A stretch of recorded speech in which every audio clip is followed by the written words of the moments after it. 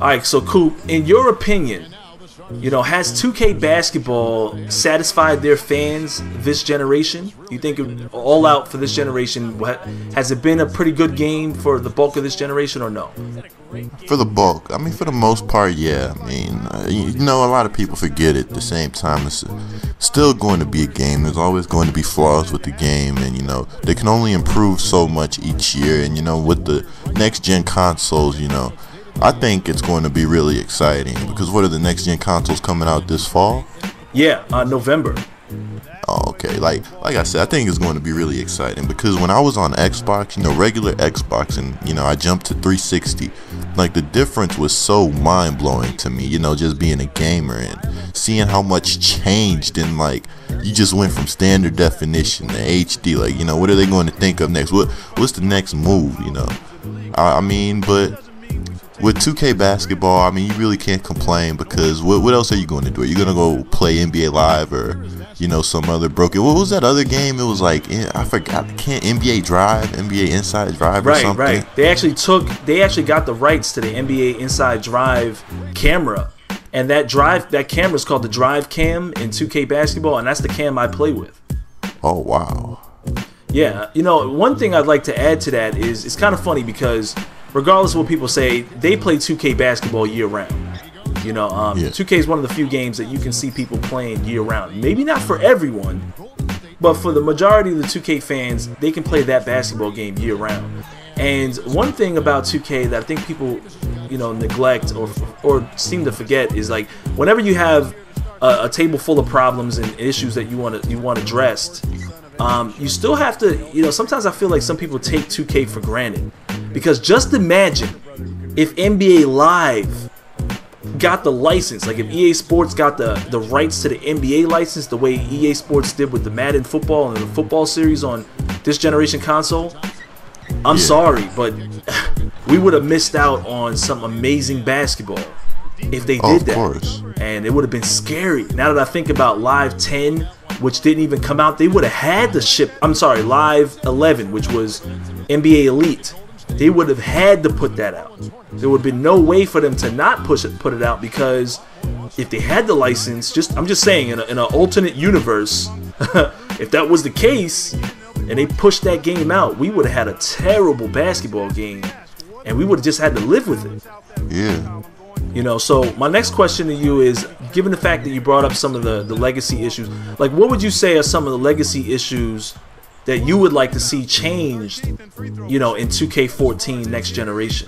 Honestly, like 2K12, a lot of people complain about 2K12, but one thing I want to see is there was some graphics engine that everybody, not graphics engine, but gameplay engine that everybody was, you know, going crazy. Was it the Infinity engine?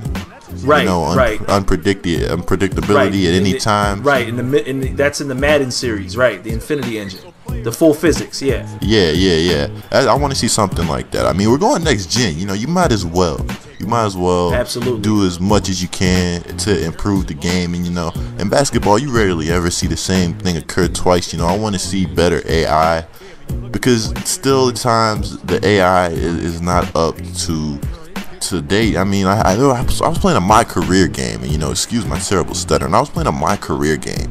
There was 4 seconds left. I got the rebound, and you know, with my center, and I'm not going to dribble it up court. You know, I passed to Al-Farouq Aminu, and I call a timeout because he's just standing still for whatever reason with 4 seconds left. He just catches the ball, he stops at mid-court, and is standing still. So I have to call a timeout, and I get subbed out. And you know, at the same time, in 2K12, the reason I brought that up is because 2K12 had so many contact animations, it brought players to a point of frustration. Well, in 2K13, I honestly don't think there's enough. Right. Because if you go online in 2K13 and you go play team up, or not even team up isn't even a good example of it, or you go play online, you go play whatever, if you have somebody with posterizer, they're getting to the rim when they want, they're dunking on whoever, especially with LeBron. LeBron is pretty much virtually unstoppable. I know he's unstoppable in real life, but I'm just using him as an example as a player with posterizer. And you know, it kind of made it feel like, you know, the NBA Live, ooh, I forgot what they were called, the high flying skills and all that, where you could just, you know, cheese and activate your high flying dunk package whenever you want. But with 2K13, there's just simply not enough animations for contact, because when you go into the line, I mean, I have a play where the guy just bullied his way into the paint. And this is why I don't play online much anymore, at least online ranked games. The guy just forced his way into the paint. You know, I'm playing good defense, and he just keeps forcing and forcing. And another thing I would really love to see is offensive fouls when you are not trying to draw an offensive foul. Say you were just standing with your hands up, or you were playing solid defense. You know, if the guy keeps forcing it, you know, have him lose the ball. And you know, I always see centers lose the ball when they're trying to dribble. Well, how about if a guard is over dribbling? How about, you know, the ball pop free, or, you know, the handle isn't always going to be perfect. And when I say offensive fouls, I also mean offensive fouls in mid-air. That's something that needs to be added, because not everything is a defensive foul when you're trying to, you know, just defend. And when somebody goes to dunk on you, or somebody goes to, you know, just initiate the contact, it would be nice to see an offensive foul called every now and then, you know, just to switch things up. You know, I'm like, you know, almost speechless right now, because you said some things that even I haven't actually thought about. And now that I think about it, well, one, I want to touch on the center point of view, or your big man point of view. That's actually pretty huge, because last year in 2K12 and in 2K11, whenever I talked about the problems that I saw that was in the my player mode, you know, going into the next game. For example, last year I did a full series called the 2K13 to-do list, and that's actually the only reason. That's probably the majority of the reason why they brought me out there, because they wanted to show me, because I'm a sim head and I want to see simulation basketball. And you know, so the point that I'm making is, I saw the game from the point of view of a point guard, shooting guard, small forward. So when I get the rebound, I'm bringing the ball down myself, or I might give it to the point guard and ask for the ball right back. But from the big man point of view, or the center point of view, you got 4 seconds left on the clock. See, in my opinion, when I'm inbounding the ball, I can jet down court and make a play. As a big man, you now have to rely on your AI, and if your AI doesn't recognize the severity of the situation, then now you're in a definite you know, AI issue now. Now you have to call timeout, and you're like, oh my god, my point guard's not gonna play like it's 4 seconds left on the clock. You know, not until the shot clock cheese situation comes, when it's like 1 second left and he'll just shoot it. You know, but when it's so that brings up a good topic, man. The AI, I harped on that heavily in 2K12 going into 2K13. If they give me a shot to present some more issues and information to them going into the next game, and hopefully some of these issues have been addressed already. But you know, that's definitely something to look into. But the other thing that you mentioned, physics, and this is I'm gonna give a quick shout out to my man Smitty, if he's watching this video. Smitty brought up physics a lot in August of last year. He kept asking me, well, how's the physics, you know, going into 2K13, because Madden 13 had full physics. And these are my buddies from the Sim Standard. They get the chance to go see Madden and play Madden early, make suggestions, and try to get the developers to make the only football game that we have right now a little bit better. And so he kept asking me about physics, and that makes me wonder now, because even back then I was like, you know, they do have some physics where you could definitely see contact. If a guy's, you know, jumping in the air, dunking over a guy, you see like the body, like the arm move or something like that. But after playing Madden football, and even though their Infinity Engine wasn't perfect, you know, when you brought that up, their Infinity Engine isn't perfect, and I'm sure they've made some enhancements now for the Infinity Engine Part 2 coming out in NCAA 14 and Madden 25. But that Infinity Engine, once you feel that physics or the randomness, and I'm not talking about the quirky craziness that took place after a play, but on the field, after you experience that, it's hard to go back to anything else. It's like, man, 2K, I have to see an animation every time a guy gets dunked on.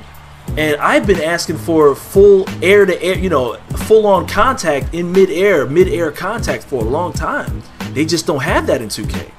And that's where the real dunk-ons take place. When Dwayne Wade dunked on, when I saw Dwayne Wade dunk over Anderson Varejao, it was a full collision. You know, and Verjao, you know, he didn't have the physics. He wasn't moving forward. He just jumped straight up, and Dwayne Wade knocked him out of bounds. Same thing that happened when Blake dunked over Pau Gasol. You know, regardless if it was a foul or not, these are full contact mid-air collisions that you don't see in 2K. Exactly. So that definitely makes a lot of sense. Well, listen, this video's coming to an end. I got a couple more questions for you. You know, who do you have in the playoffs? You got any thoughts in the playoffs about like who do you have in the West? Oh, honestly, I was going for the Nuggets to come out the West, but you know, say the Nuggets don't make it out, I'm going to go with the winner of the Warriors Nuggets series. I'm going to go out on a limb here. Oh, so you like being the you want to be the underdog in this situation? Yeah, exactly. Stephen Curry's been playing phenomenal. Ty Lawson's been playing phenomenal. I still believe JaVale McGee's the X factor. George Karl finally saw that. Finally started giving him some minutes. You know, I just look forward to it, man. It's a really good series, though.